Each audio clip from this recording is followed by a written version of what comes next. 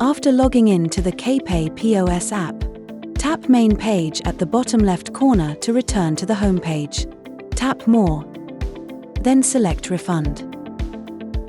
Enter the manager password to continue.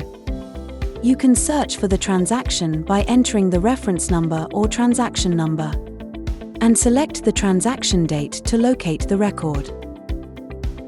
Alternatively, tap the scan icon in the search bar, scan the barcode on the merchant copy of the receipt, and select the transaction date to locate the record.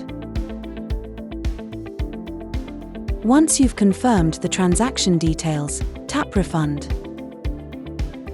If the original payment was made by card, ask the customer to insert, swipe, or tap their card on the NFC reader for verification, or manually enter the card number, then tap Confirm. Next, enter the refund amount and tap Confirm again. The system will ask you to confirm once more to proceed.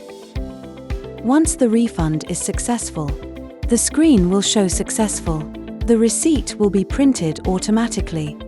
You can also tap Merchant or Customer to reprint the receipt if needed. If you encounter any issues while using the product, feel free to contact us. Our customer service team will assist you in resolving any difficulties as soon as possible.